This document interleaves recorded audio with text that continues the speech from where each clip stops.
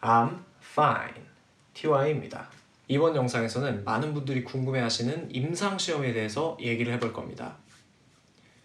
저는 처음에 병원에 갔을 때 병원에서 권유를 받아서 면역항암제인 옵디보의 3상 임상실험에 참여를 했습니다. 총 1년간 임상을 했고요. 그 과정에서 알게 된 임상에 대한 여러 가지 사실들을 오늘 여러분들께 알려드리고자 합니다. 임상시험은 동물 실험이나 연구실에서 한 실험을 마친 약물을 대상으로 그 효과, 안정성, 적정 용량 등을 알아보기 위해서 사람을 대상으로 시험을 하는 겁니다. 그 대상에는 화학항암제도 있고 표적항암제도 있고 면역항암제도 있습니다. 임상시험은 단계적으로 1상부터 3상까지 보통 있는데요. 1상은 가장 초기 단계, 그리고 3상은 식약처에서 승인 나기 전 단계입니다. 1상에서는 정말 소수의 환자들을 대상으로 어느 정도까지 안전하게 투약을 할 수 있는지를 알아보는 거고요. 3상까지 가서 효과가 입증이 되면 식약처에서 시판 승인이 나게 됩니다. 임상시험에서는 위약 효과를 방지하기 위해서 진짜 약을 맞는 실험군과 가짜 약을 맞는 대조군으로 환자들을 나누게 됩니다. 이때 보통 시험자와 피험자 환자들이죠. 둘 다 어떤 게 진짜 약인지 모르게 하기 위해서 이중맹검이라는 방법을 사용하게 되는데요. 그렇기 때문에 약을 투여하는 간호사들이나 의사들도 여러분이 어떤 약을 맞고 있는지는 모릅니다.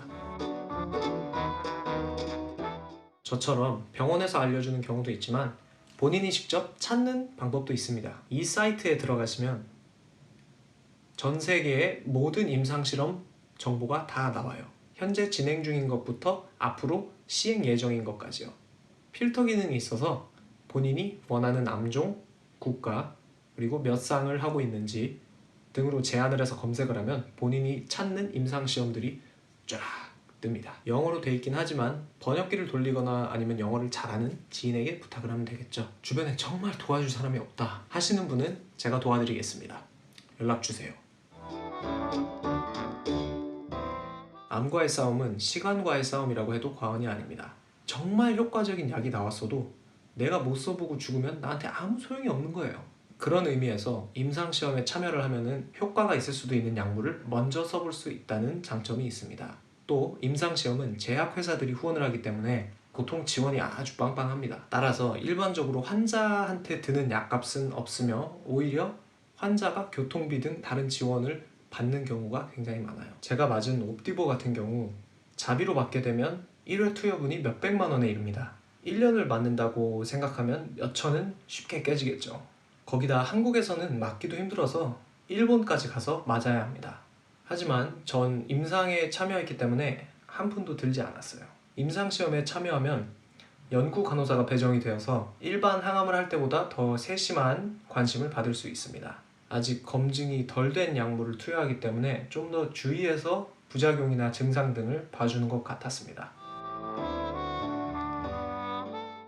안타깝게도 그렇지 않습니다. 임상 시험마다 참여 가능한 자격 조건이 있어요. 환자의 다른 건강 조건으로 인한 영향을 줄이고 약물의 효능만 정확하게 가늠하기 위해 제약회사에서 조건을 겁니다. 일반적으로 나이 제한이 있고 다른 지병이 없어야 하며 일상생활에 지장이 없어야 하는 등 여러 가지 조건이 있어요. 임상 생각하시는 분이라면 미리 걱정하지 마시고 이 사이트에서 확인해 보시기 바랍니다.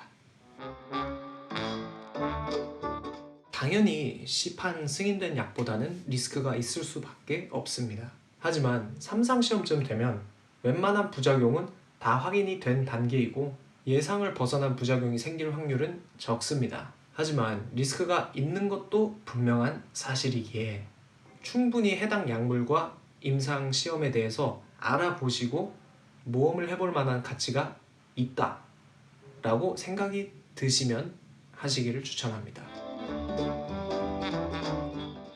요샌 정보력이 좋아서 초장부터 임상을 알아보시는 분들도 있지만 아직까지는 임상을 적극적으로 알아보시는 분들은 암이 꽤 진행되어서 기존의 치료로는 차도가 없는 분들이 많죠. 하지만 기적의 약물 같은 건 없습니다. 정말 효과가 좋다고 언론에 과대 선전되는 약물들도 실제로 살펴보면 생존 기간이 몇 개월 연장됐다 정도예요. 안타깝지만 암에 있어서 현대의학의 진보는 우리의 기대보다 훨씬 더딥니다.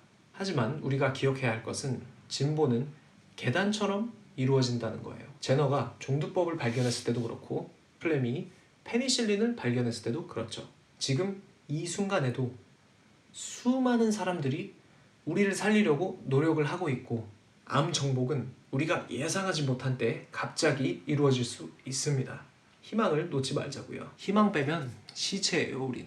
그럼 암이 떠나가는 날까지 암디오스.